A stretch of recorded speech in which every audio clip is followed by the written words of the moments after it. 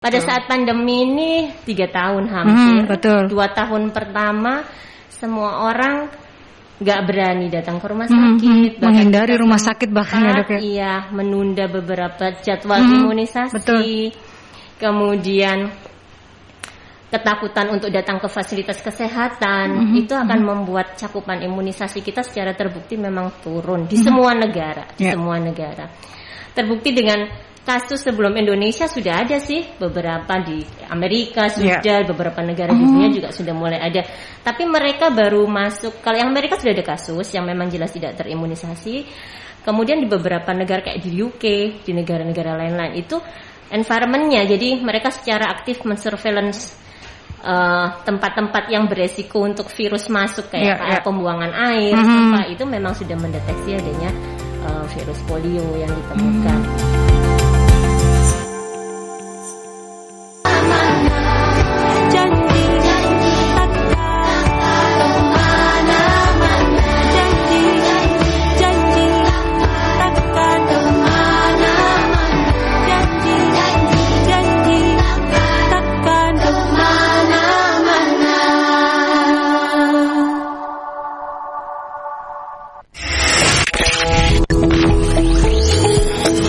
Jadi mungkin pendapat masyarakat awam ini kan beda-beda ya. Hepatitis itu apa sih? Terus ada A, B, C, D, E, F. Kalau bicara tentang masalah kewanitaan atau masalah kehamilan pada wanita sekarang ini seperti apa? Tidak bisa buang air besar pun bisa merupakan gejala alergi walaupun itu jarang. Sesaat lagi talk show Rumah Sehat bersama Ikatan Dokter Indonesia Cabang Kota Surabaya.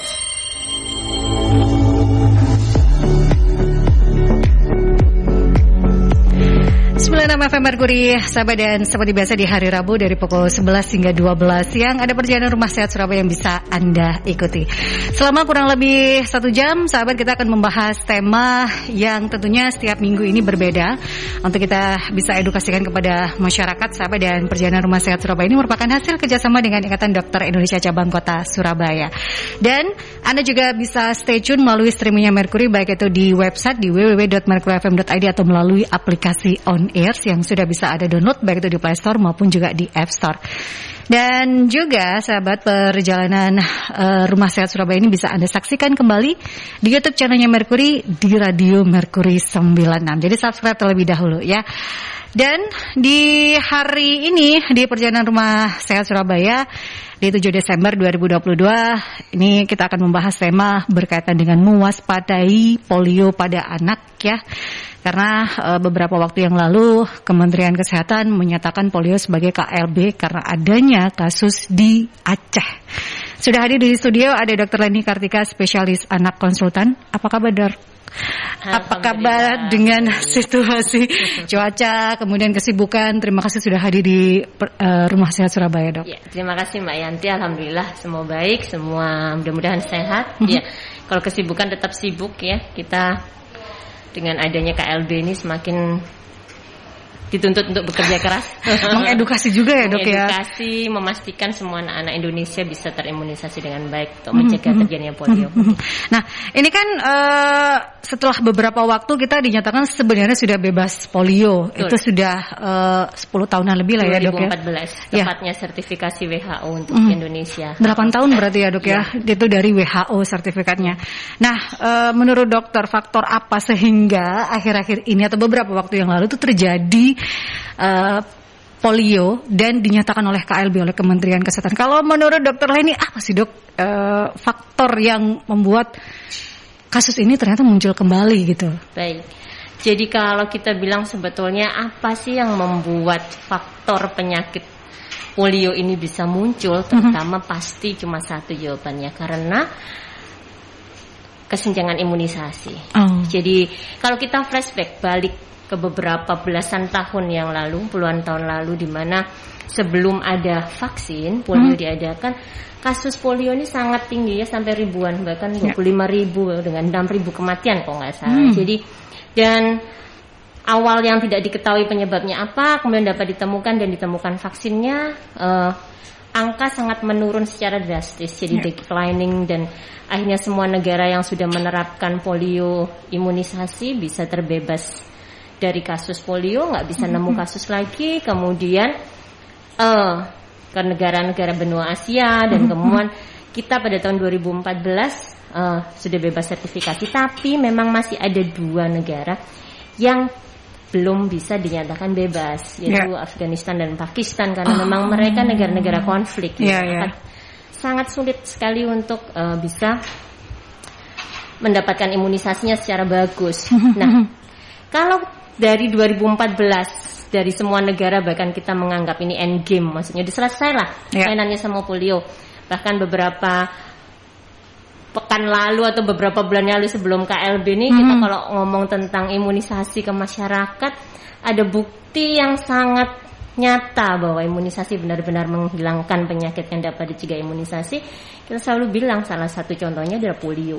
Jadi ada 2 penyakit yang bisa dieradikasi di dunia dengan adanya imunisasi, yaitu polio dan satu lagi variola, cacar. Ya, cacar yang bukan cacar air ya, cacar yang orang bisa sampai cacat. Nah, begitu kita memang sangat membuktikan memang ini memang. Nah, kalau sampai ada lagi berarti kita harus mulai flashback. Apa faktor resiko tersering atau yang paling jelas?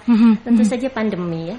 Oh, betul. Pada saat pandemi ini 3 tahun hampir, 2 tahun pertama semua orang nggak berani datang ke rumah sakit, menghindari rumah sakit bahkan ya, Dok ya. Iya, menunda beberapa jadwal imunisasi. Betul. Kemudian ketakutan untuk datang ke fasilitas kesehatan, itu akan membuat cakupan imunisasi kita secara terbukti memang turun di semua negara, semua negara. Terbukti dengan kasus sebelum Indonesia sudah ada sih, beberapa di Amerika sudah, beberapa negara di dunia juga sudah mulai ada. Tapi mereka baru masuk, kalau yang Amerika sudah ada kasus yang memang jelas tidak terimunisasi. Kemudian di beberapa negara kayak di UK, di negara-negara lain-lain itu environment-nya, jadi mereka secara aktif mensurveillance tempat-tempat yang beresiko untuk virus masuk kayak pembuangan air, itu memang sudah mendeteksi adanya virus polio yang ditemukan. Jadi sangat bisa diprediksi jika imunitas anak-anak itu tidak terjaga karena tidak diimunisasi, maka jika ada virus lagi yang beredar itu akan beresiko tinggi gitu ya, Dok ya. Nah, kalau dulu kan anak-anak diberikan imunisasi polio atau juga diberikan vitamin A itu adalah melalui posyandu ya, Dok ya. Tapi kalau melihat sekarang ini hype-nya posyandu itu tidak seperti dulu yang datang beramai-ramai untuk memeriksakan anak. Apakah memang ini juga berpengaruh selain juga pandemi juga gaung dari posyandu yang kok tidak seperti dulu ya, Dok? Awal pandemi memang, jadi semua dilarang untuk bergerombol, ya kan? Stay at home, hindari keramaian, yang tentu saja akan berdampak pada saat dimana kalau setiap bulan kita jadwalkan imunisasi mesti rame-rame datang ke posyandu. Nah ini, namun kita sadar bahwa itu akan membawa dampak. Makanya sejak tahun pertama pun setelah kita menyampaikan ada ketentuan stay at home dan segala macam itu, kita sudah mulai melakukan mengatur kembali bagaimana cara pemberian imunisasi supaya tetap diberikan. Jadi memang diatur jarak, diatur jadwal untuk posyandunya. Kalau dikatakan gaung posyandu nggak seperti dulu, sebetulnya kalau di kota memang agak susah untuk melihat ini ya. Tapi kalau di kabupaten atau di daerah, di perifer, di desa itu sebetulnya peran posyandu masih sama. Jadi kita masih memang mengandalkan posyandu dan bidan desa untuk pelaksanaan imunisasi. Jadi mestinya itu tetap bisa kita andalkan seperti pada pemberian vitamin A. Jadi kalau misalkan untuk saat ini apakah posyandu menjadi andalan kita, ya tetap. Cuman untuk cara pemberiannya kita biasanya sudah atur untuk jarak dan lain-lain. Jadi tetap boleh sebetulnya, nggak usah takut ke posyandu. Karena memang sekarang sudah mulai ada SOP ya, Dok, yang dijalankan. Betul. Nah, kita membahas terkait dengan polio ini yang mulai merebak. Nah, mungkin beberapa orang, Dok, belum tahu apa itu polio.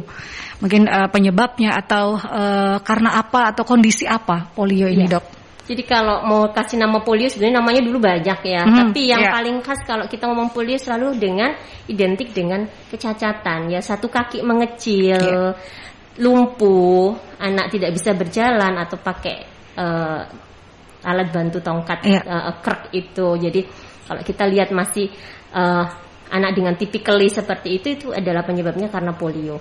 Tapi secara harfiahnya polio sendiri, polio itu adalah suatu penyakit yang disebabkan oleh virus polio. Jadi ini virus yang masuknya lewat mulut.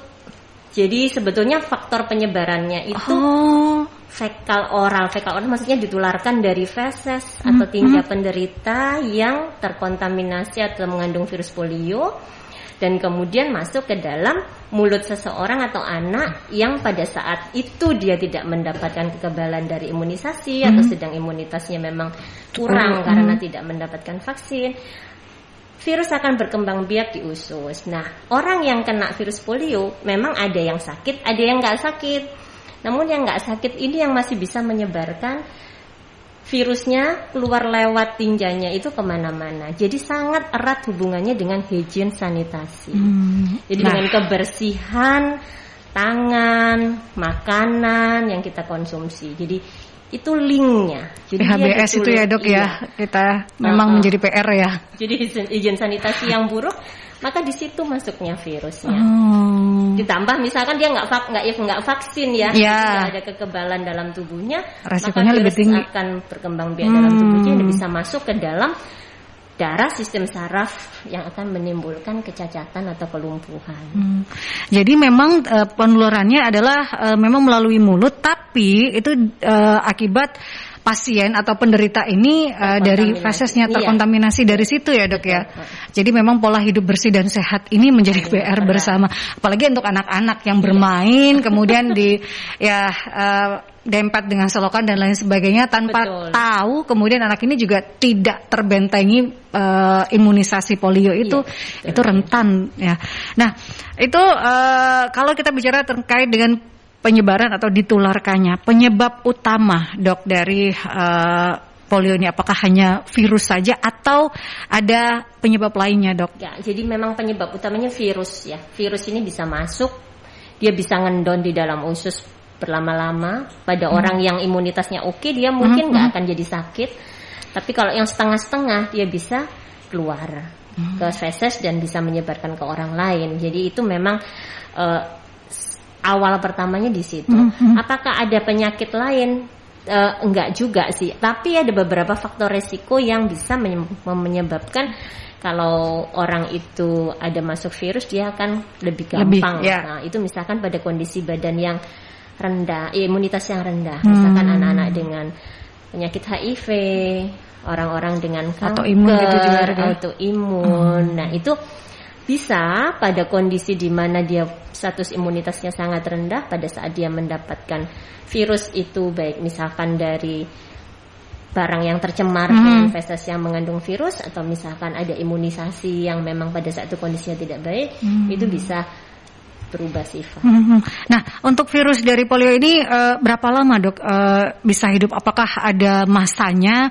Karena kan istilahnya waktu seperti COVID itu kan adalah 14 inkubasi, inkubasinya. Kalau sebelum dia masuk sampai menimbulkan keluhan atau yang kita sebut masa inkubasi itu bisa 3 sampai 7 hari.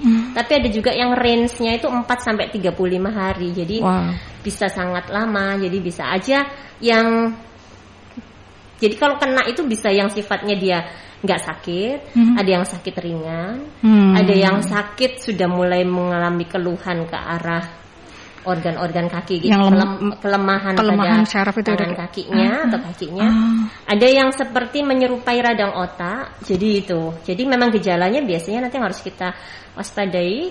Ada yang sakit ringan, ada yang sakit berat. Dan termasuk sakit ringan itu kayak flu biasa, demam, nyeri tenggorokan, pusing, habis itu dia membaik gitu.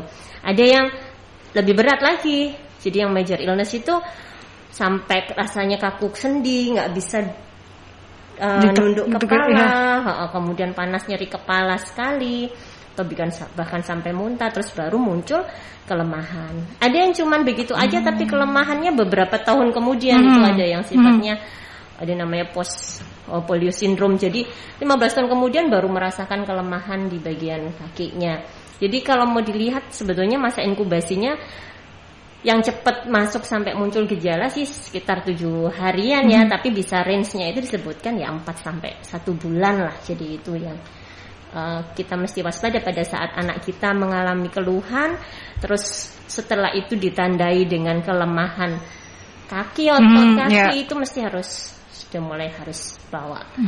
Nah, ada gejala yang khas nggak sih dok dari polio ini? Karena kan kadang orang tua hanya anak ini kan tidak bisa ngomong kalau sakit tengkuk atau kaku atau apa gitu kan. Anak hanya badan nggak enak, panas, demam saja. Ada gejala yang khas nggak dari polio ini dan orang tua harus mulai aware, harus segera diperiksakan. Jadi yang khasnya pasti kelemahan ya. Jadi ya flexit ya, artinya paralisis kalau kita bilang itu kelemahan dari ekstremitas dari kaki atau tangan. Jadi dan yang paling berat bisa kelemahan otot pernafasan. Itu yang sampai nggak bisa nafas, harus pakai ventilator. Jadi ada orang yang hidup selamanya pakai ventilator karena otot-otot nafasnya nggak bisa bekerja.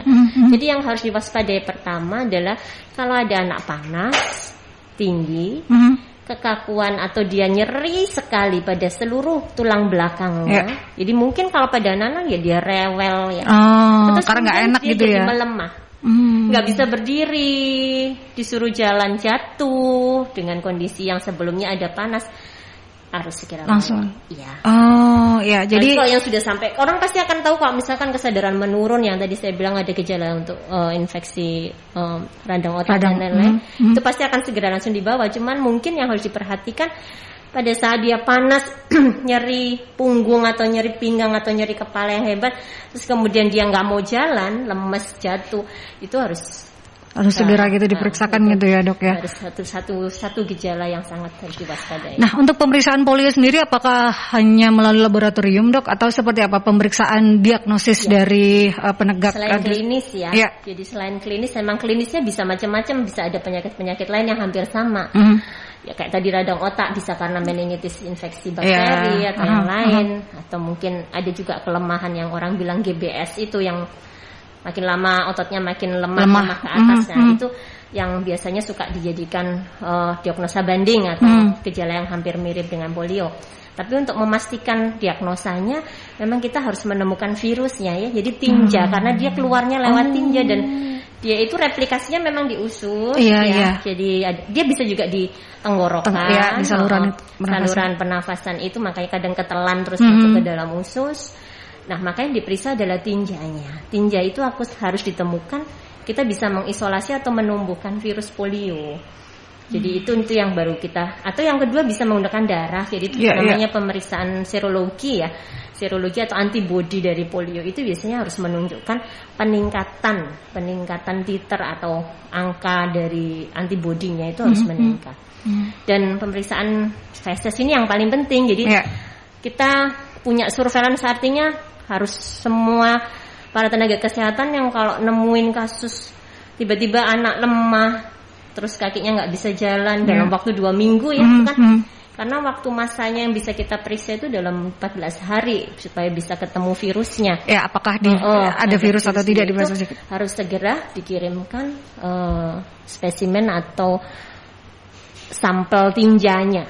Jadi untuk diperiksa, memastikan virus itu memang ada atau enggak. Nah, untuk kelemahan sendiri ada perbedaan nggak sih dok? Mungkin kelemahan otot dan juga syaraf untuk penderita polio dan juga tidak. Apakah ada perbedaan terkaitan dengan kelemahan akibat polio, syarafnya saja atau otot yang seperti apa? Jadi gradingnya itu macam-macam ya, bervariasi ya. Artinya derajatnya bisa yang mulai dari mungkin dia hanya jalannya aja yang khas karena sebetulnya tidak mampu menopang, atau yang benar-benar tidak bisa jalan sama sekali. Tapi yang khas itu biasanya dia nyeri, jadi dia tidak akan meninggalkan rasa sensasi. Jadi kalau misalkan digores gini itu dia masih terasa dan sakit. Terus kalau misalkan ada kelemahan lain itu kan nggak terasa lah apa-apa. Misalkan ada trauma di tulang belakang terus kemudian habis jatuh misalkan kebetulan terus panas terus kemudian dia nggak bisa jalan. Nah itu kalau yang lain misalkan memang ada kelumpuhan karena penyebab lain, biasanya itu ada kebas gitu ya dok ya? Kebas, terus kemudian sensoriknya ternyata rasa sensitifnya itu juga menghilang. Tapi ini yang membedakan. Jadi polio itu biasanya bisa satu kaki, bisa 2 kaki, bisa 4 kaki, bisa 4 ekstremitas kaki dan tangannya. Tapi biasanya tetap dan yang penting biasanya memang akut. Jadi gejalanya yang harus kita pastikan itu akut, itu artinya ya saat ini, bukan yang udah lumpuhnya sudah 5 tahun atau berapa tahun gitu ya, Dok ya? Iya, jadi sudah lama. Jadi itu kita nggak bisa masuk ke dalam satu polio. Jadi anak ini kemarin lari-lari, panas, terus kemudian tiba-tiba kok dia jatuh, jalan agak nyeret. Nah itu yang kita mesti harus mulai waspada. Harus mulai dicurigai ini ada apa-apa ini gitu ya, Dok ya. Akut, ya. Nah, sahabat, perbincangan kita terkait dengan mewaspadai polio pada anak masih akan berlanjut, dan Anda bisa juga bergabung untuk bertanya bersama dengan Dr. Leni Kartika, spesialis anak konsultan, berkaitan dengan tema yang kita bahas di Pojana Rumah Sehat Surabaya di line telepon di 5620096. Ini bisa Anda manfaatkan, ataupun juga di WhatsApp dan WhatsApp Messenger maupun juga WhatsApp call di 08173096. Tetap stay tune di Perjalanan Rumah Sehat Surabaya. 96 FM Merkuri, sahabat, masih di Perjalanan Rumah Sehat Surabaya. Di 7 Desember ini kita memiliki tema mewaspadai polio pada anak, sahabat ya. Karena setelah kita mendapatkan sertifikasi dari WHO di tahun 2014, ternyata kita ada lagi, bahkan dinyatakan oleh Kementerian Kesehatan adalah KLB, sahabat, kejadian luar biasa. Maka dari itu kita harus menjaga anak-anak dari polio ini, karena ini adalah ada kelumpuhan yang akan terjadi pada anak-anak jika terkena dengan polio. Sudah ada Dr. Leni Kartina, spesialis anak konsultan, yang Anda juga bisa bergabung bertanya dengan beliau di line telepon di 5620096 atau di WhatsApp call dan WhatsApp Messenger di 08173096. Dok, tadi gejala sudah kita sampaikan kepada sahabat-sahabat Merkuri, yaitu adanya kelemahan ya kepada itu entah kaki kanan, kaki kiri, atau keduanya, tangan, kemudian bisa keempatnya, itu yang sudah mulai. Semisal anak ini habis panas terus muncul kelemahan, nah itu sudah harus mulai diperiksakan. Untuk istilahnya sendiri, bahaya dari polio itu apa? Bahaya terbesarnya sih, Dok, supaya orang-orang ini, para orang tua juga sudah mulai, anak saya harus vaksinasi, jadi tidak boleh takut lagi. Bahayanya, Dok? Bahaya paling besar ya kematian ya. Karena kalau yang lumpuh itu tadi saluran nafasnya, otot-otot, karena dia kan merusak otot-otot, kekuatan dari otot, istilah neuromuscular junction. Jadi kemampuan menumpu dan lain-lain, kemampuan bekerja dari setiap otot untuk bergerak itu hilang. Ya sekarang kalau otot nafasnya nggak bisa bergerak, tarik nafas nggak bisa, gimana? Maka akan jadi bantu mesin ventilator terus. Dan kalau mesin ventilator terus-terusan, maka biasanya ada resiko radang paru, pneumonia dan lain-lain, ya pasti akan hasil akhirnya kematian. Yang kedua ya cacat permanen. Ya kalau otot yang tadi lumpuh itu nggak bisa sembuh, jadi dia tetap akan mengecil, terus kemudian terjadi kelumpuhan. Dan siapa yang mau anaknya lumpuh?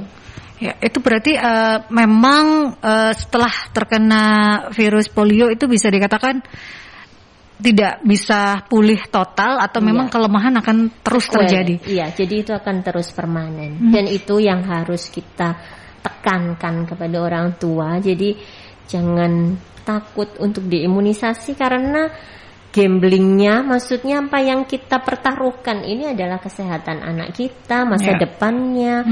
Dia nggak bisa sekolah dengan baik, belum lagi itu kan ada rasa nyeri ya. Jadi kalau pas itu kan rasa nyerinya masih tetap ada. Itu yang sangat harus kita perhatikan. Ada kondisi tertentu yang karena dia nyeri, dia akan berusaha melakukan gerakan untuk tidak bergerak sama sekali. Jadi bisa kakinya itu yang kita sebut kontraktur ya, atau deformitas. Jadi dia bisa begini terus, atau dia hanya bisa mengarah ke, nah ini kan juga nggak berfungsi sebagai organ gerak lagi. Jadi mempengaruhi kualitas hidup ya, Dok, dari si anak sangat, sangat. Jadi harus butuh operasi, harus butuh apa. Jadi itu, dan itu yang memang nantinya akan membawa kecacatan ya, kecacatan pasti. Nah itu kecacatan secara permanen di hidup si anak gitu yang akan dibawa sampai dewasa. Dan untuk kecacatan sendiri, apakah semisal kelumpuhan dari ototnya itu setiap tahunnya akan bertambah sesuai dengan usia si anak, atau derajatnya akan sama sampai dengan usia itu, atau seperti apa, Dok? Jadi memang kalau ada jenis penyakitnya itu yang gradual, artinya maksudnya dia akan, kalau kita temukan dewasa tiba-tiba mungkin dia menjadi kelemahan otot, ini bisa disebabkan karena waktu dia masa kecil kena polio. Jadi bisa yang late onset banget keluarnya. Jadi kayak delay gitu ya, Dok ya. Ada yang delay. Ada juga yang ya kalau gradual makin cacat makin lumpuh, ya enggak sih, pada saat dia itu terjadi acute lumpuh, ya wes nggak bisa balik lagi. Yang bisa kita lakukan fisioterapi. Jadi kita masih bisa memperbaiki kualitas hidupnya supaya mungkin kita akan bantu dengan alat, berusaha dia bisa jalan dengan alat tersebut. Terus yang kontraktur tadi dioperasi, misalkan kita butuh ortoped untuk bisa membuat dia yang memendek jadi bisa meregang panjang lagi, yang seperti itu. Dan pada saat kondisi akutnya sudah tertangani, itu harus dilakukan sedini mungkin supaya setidaknya kalaupun ada kerusakan tidak sangat tidak terlalu parah gitu ya, Dok ya, sehingga kualitas hidup anak itu juga tidak terlalu turun gitu ya. Jadi yang bisa setelah terkena polio, memang itu ada kecacatan permanen, yang bisa dilakukan adalah memperbaiki kualitas antisipasi sejak awal supaya enggak. Jadi memang butuh beberapa disiplin ilmu ya. Biasanya kita kalau yang di polio ini tidak aja dokter anak, tapi ada dokter syaraf, ada dokter rehab medik, ada dokter bedah tulang. Jadi kita semua bekerjasama untuk memperbaiki kualitas hidupnya. Ya, karena ini memang anak-anak ya yang rentan gitu ya, Dok ya. Tapi juga bisa terjadi pada dewasa jika saat anak-anak itu terkena polio. Jadi ada juga yang delay gitu ya, Dok. Tiba-tiba tapi dewasa juga bisa kena polio, nggak hanya anak saja. Jadi bisa kena semua umur sebetulnya. Memang yang paling sering anak-anak. Karena memang tidak ada kekebalan tubuh itu ya, Dok ya. Itu yang menjadi. Nah, untuk perawatan dari polio itu sendiri seperti apa, Dok? Setelah terdiagnosis kemudian sudah mengalami kelumpuhan dengan derajat yang berbeda, itu perawatannya seperti apa? Ya, jadi yang paling disayangkan kan virus ini nggak ada obatnya ya. Jadi kita nggak punya antivirusnya. Jadi makanya pada semua penyakit yang tidak bisa ada obatnya itu kan kita harus mencegah ya. Jadi dengan imunisasi. Tapi kalau sudah terjadi sakit, apa yang harus kita lakukan pada anak ini? Tentu yang pertama, kalau pas kondisi akut dia sakit, perawatan yang sifatnya suportif ya, untuk misalkan rasa nyeri di kakinya ya kita kasih anti nyeri. Terus kemudian kalau dia memang ada rasa demam, nyeri, punggung dan lain-lain, ya itu akan kita lakukan pemberian pengobatan. Terus pada saat masa akutnya sudah selesai, misalkan dia sudah mulai tidak terlalu sakit, kita harus mulai melakukan rehabilitasi medis, jadi fisioterapi. Jadi kita mulai dengan melatih ototnya supaya dia bisa tidak tambah mengecil, karena kalau dia nyeri tidak dilakukan aktivitas ya malah akan menurun gitu ya. Mulai di fisioterapi. Jadi perawatannya memang sesuai dengan yang diarahkan oleh dokter di perawatan stay anak. Jadi para orang tua memang butuh kesabaran ya, Dok ya. Karena ini istilahnya kalau perawatan dari anak yang mengalami kelumpuhan sehingga terjadi pengembalian kualitas hidup, tidak seperti sedia kala, tapi memperbaiki supaya anak itu bisa beraktivitas. Setidaknya dia bisa mandiri. Ataukah dengan alat bantu, ataukah dia mungkin nggak mau pakai alat bantu tapi dia bisa jalan dengan kaki pincang sebelah, atau tapi ya mungkin untuk dia sendiri beraktivitas dan mungkin dia masih bisa berkarya ya, proses itu masih bisa dilakukan. Nah, itu penanganan. Jadi akan lebih baik kalau kita adalah menghindari atau mencegah ya. Berkaitan dengan polio. Nah, cara untuk mencegah itu seperti apa sih, Dok, yang harus diperhatikan oleh para orang tua? Karena ini memang anak-anak rentan, tapi juga bisa terkena dari orang dewasa pun bisa terkena. Jadi apa yang harus dilakukan untuk bisa mencegah? Ya, jadi terkait dengan cara penularan ya, dengan cara penularan ini tadi kan tentang higien sanitasi yang buruk. Jadi nomor 1, perhatikan betul kebersihan apa yang dipegang anak kita, apa yang dimakan, air bersih. Jadi higien sanitasi itu nomor 1. Yang selain itu ada yang lebih penting lagi, yaitu jangan sampai sakit. Gimana caranya jangan sampai sakit? Kasih kekebalan buat anak kita. Karena obatnya nggak ada, jadi kalau nggak ada obatnya kasih kekebalannya dulu dong, yaitu imunisasi. Lengkapi imunisasi, dikatakan bahwa dengan pemberian minimal 4 kali imunisasi polio itu bisa mencegah dan melindungi anak ini seumur hidup. Jadi memang polio imunisasi polio itu 4 kali diberikan mulai usia berapa, Dok? Karena untuk anak sendiri dari balitakah ini bisa terkena polio karena kan hygiene sanitasi ya, Dok ya. 4 kali ini mulai usia berapa saja sih, Dok? Ya, jadi kalau dikatakan kapan, Dok, paling cepat? Karena kasus yang kita temukan terkecil itu pada bayi usia 4 bulan. Jadi kita berikan pada saat dia baru lahir. Jadi kalau kita bilang ada OPV atau polio 1, itu pada saat bayi dipulangkan dari rumah sakit itu pasti ditetesin polio duluan. Itu polio 1. Pertama kali yang untuk melindungi ususnya, karena kalau yang diberikan oral itu, yang diberikan tetes itu mempunyai kemampuan untuk menciptakan perlindungan di saluran cerna. Jadi imunoglobulin A-nya akan terbentuk yang untuk bisa melindungi jika seandainya dia ada virus yang masuk melalui makanan. Dan ini nggak bisa cukup sekali, karena perlindungan itu sekali saja nggak cukup, jadi kita harus berikan lagi sesuai jadwal imunisasi pada usia 2 bulan bersamaan dengan pemberian DPT, hepatitis B, HIV biasanya juga ditetesin polio. Kemudian usia 3 bulan, jadi harus bertahap, artinya diulang karena semakin dia ditambah maka antibodi yang dihasilkan juga semakin tinggi. Jadi diberikan pada usia 0 saat lahir. Kemudian usia 2, 3, dan 4 bersamaan dengan DPT. Nah, yang sekarang dicanangkan memang kita memberikan polio tidak hanya tetes. Jadi sekarang ada injeksi. Jadi injeksinya yang suntik itu, yang IPV itu diberikan pada saat usia 4 bulan. Jadi bersamaan dengan DPT yang ketiga, jadi disuntik polio dan ditetesi polio juga.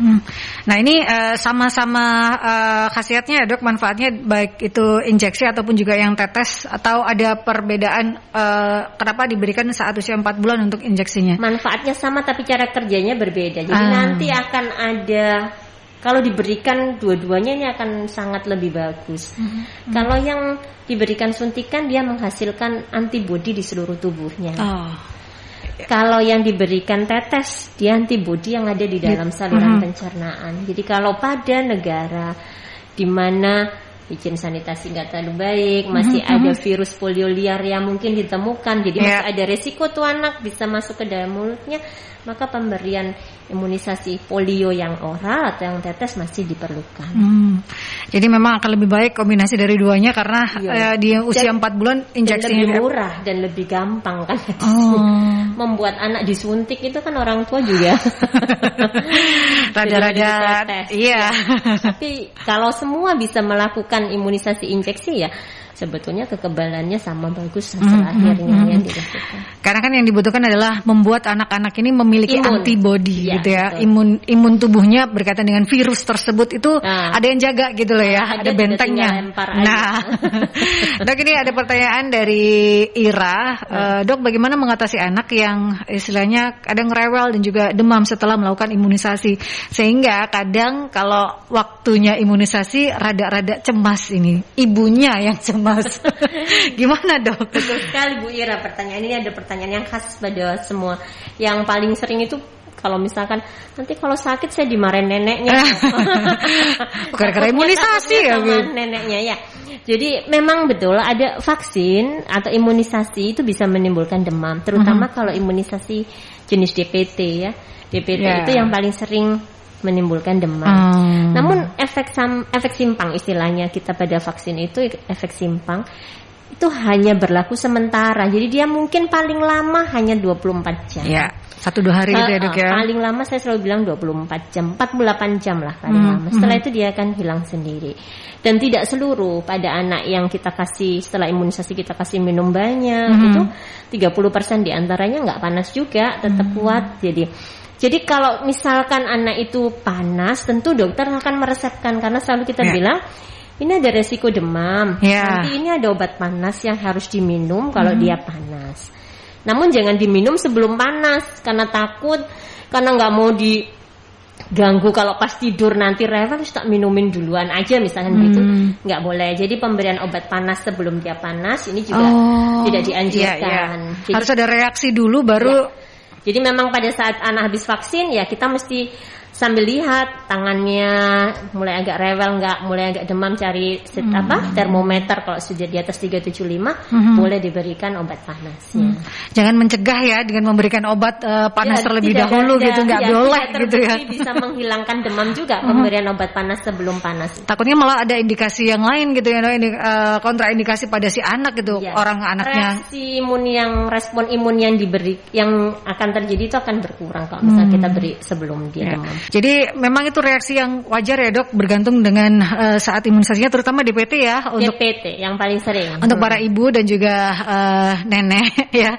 Ini reaksi yang wajar, reaksi dari tubuh si anak ataupun juga balita ini saat demam setelah imunisasi. Berarti itu akan respon tubuhnya. Betul.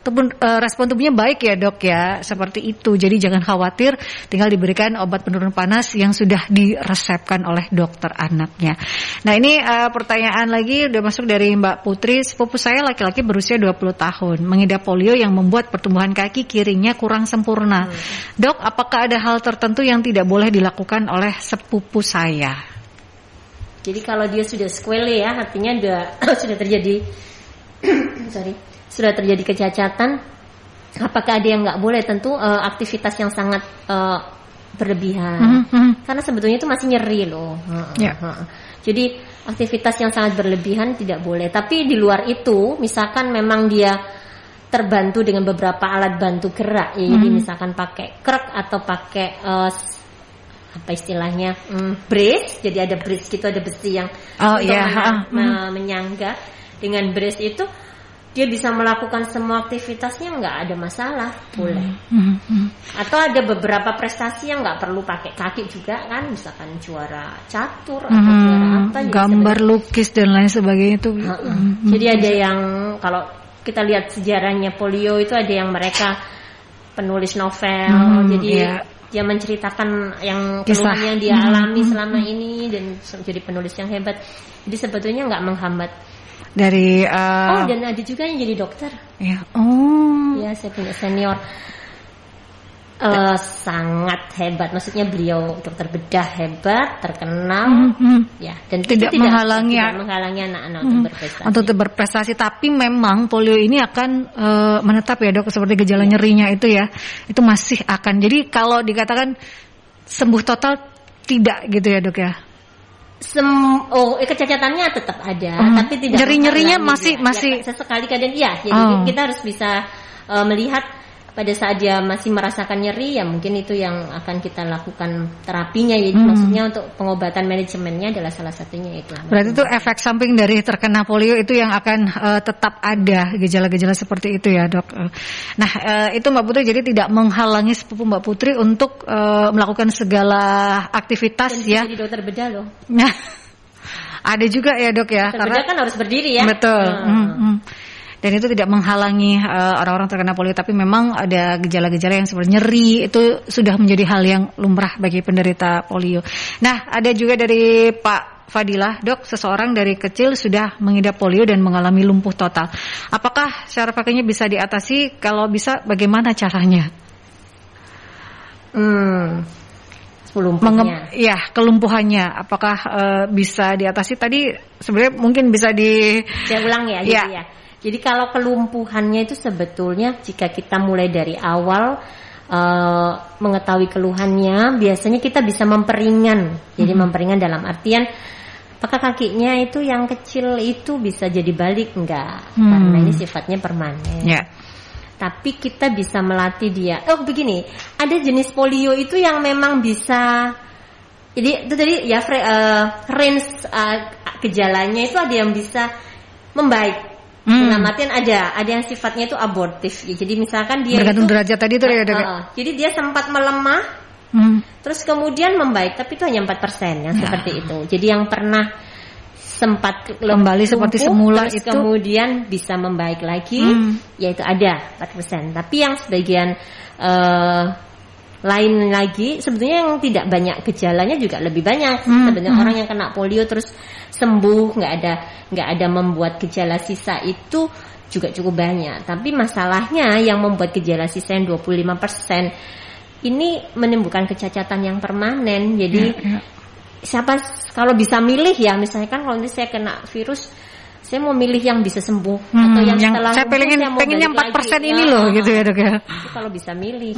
bisa, tapi kan ada yang 25% yang kita mungkin nggak bisa balik. Nah ini yang harus kita pikirkan. Jadi nggak mau lah gambler mau dapat berapa persen, kalau bisa nggak usah kena sakit. Jadi ya itu tadi salah satu caranya itu.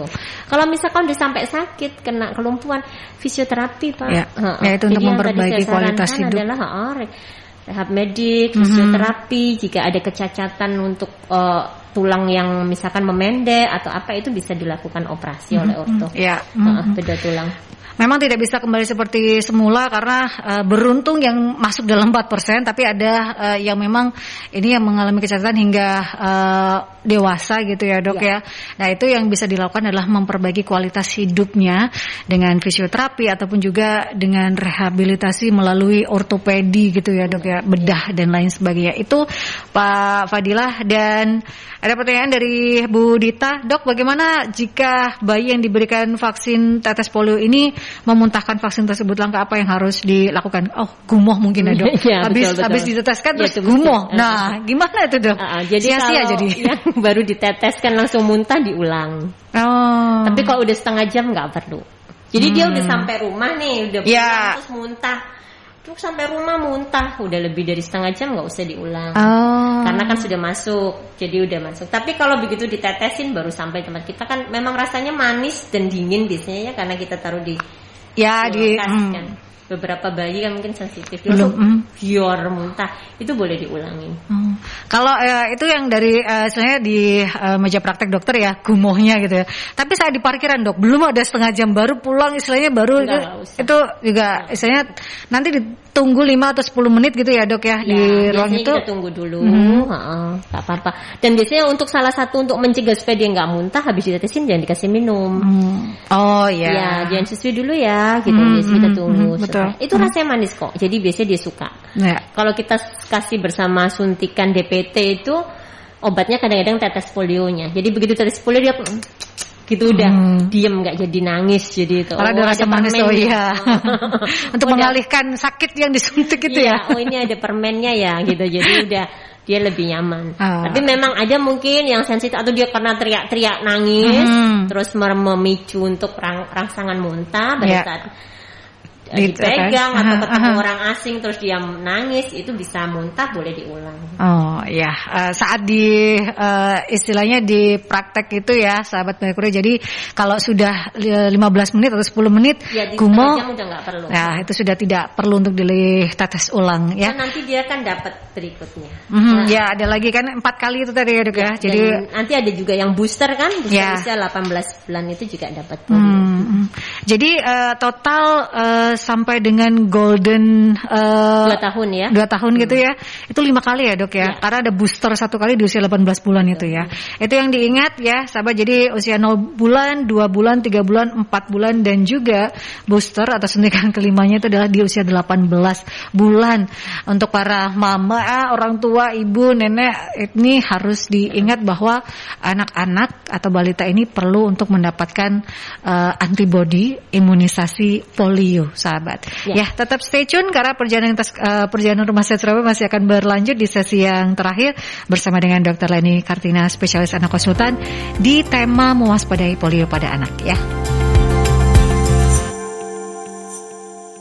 106 FM Merkuri, sahabat, kita sudah berada di segmen terakhir di perjalanan Rumah Sehat Surabaya, sahabat, dengan tema mewaspadai polio pada anak dengan narasumber Dr. Leni Kartina, spesialis anak konsultan ya. Dan perjalanan Rumah Sehat Surabaya ini bisa Anda saksikan kembali, sahabat, kalau Anda tertinggal, yaitu di YouTube channelnya Merkuri, di Radio Merkuri 96 ya.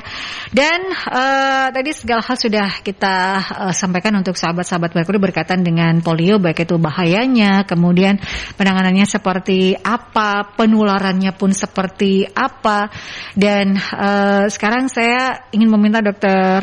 Leni untuk memberikan tips atau pesan pada sahabat-sahabat Merkuri, para orang tua terutamanya, agar anak-anak ini bisa terlindungi dari polio ini. Apa yang harus dilakukan, Dok? Ya.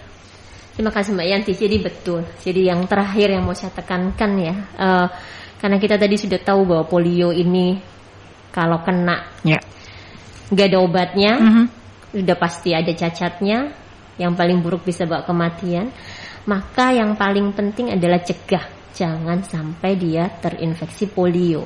Bagaimana mencegahnya?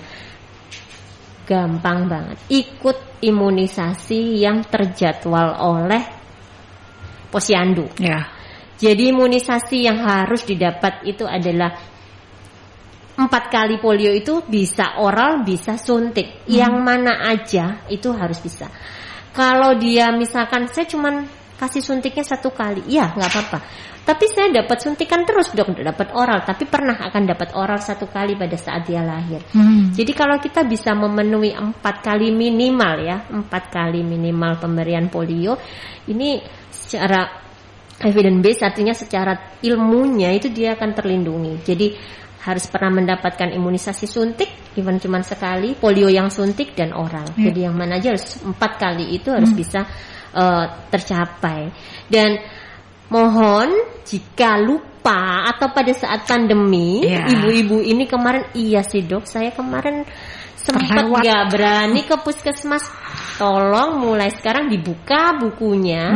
Kita ada yang miss nggak sama jadwal imunisasi anak kita, yang lewat nggak segera datang. Jadi pada saat vaksin itu terlambat, itu tidak berarti hangus. Jangan berarti, loh kemarin sudah lewat, saya nggak bisa lagi. Enggak.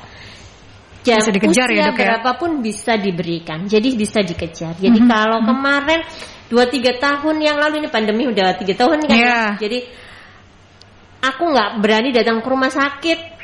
Sekarang coba udah mulai bisa, karena kita sudah mengatur pemberian imunisasi pada masa pandemi. Bagaimana kita mengatur jadwal supaya nggak berbondong-bondong. Nah seperti itu. Mohon please deh, nanti dilihat lagi bukunya.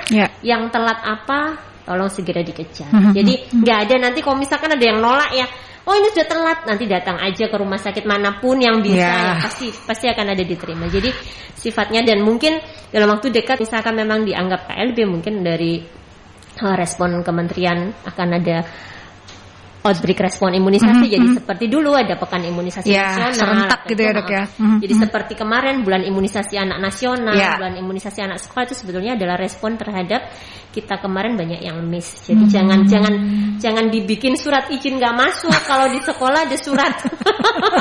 Saya dapat cerita dari pasien di sekolah itu dok nggak pernah ngasih kabar kalau mau disuntik. Soalnya nanti kalau dikasih kabar malah anaknya nggak masuk kan. Itu betul, antara betul dan nggak betul juga sih sebetulnya. Jadi tolong, justru itu yang penting. Yang kita belum pernah dapat, kalaupun sudah dapat kelebihan nggak pak.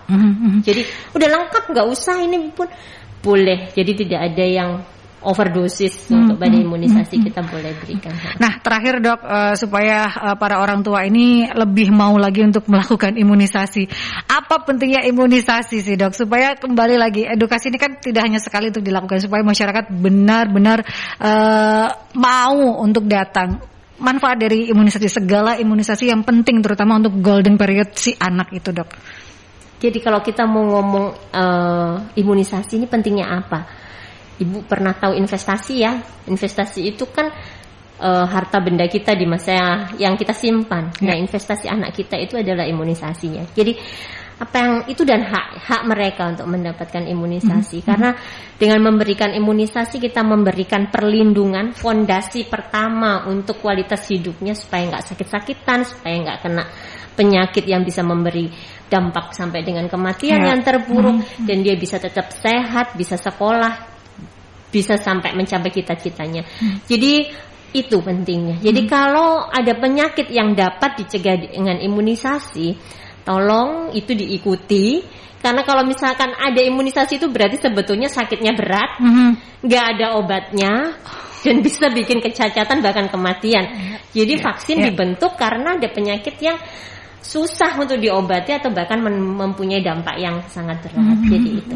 Supaya anak-anak Indonesia ini bisa tumbuh dengan sehat dan meraih cita-citanya dan menjadi anak-anak yang luar biasa, generasi emas. Betul, itu ya Dok ya, itu yang terpenting.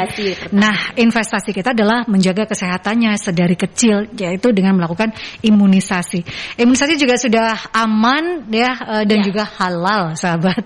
Itu yang terpenting juga yang harus diketahui, bahwa segala sesuatunya, baik itu imunisasi, vaksin apapun itu sudah aman, karena tidak mungkin kalau diberikan kepada masyarakat luas itu tidak terjamin keamanan maupun juga kehalalannya ya sahabat. Jadi untuk para ibu-ibu dicek kembali buku imunisasi anak-anaknya, apakah ada yang tertinggal selama pandemi ini.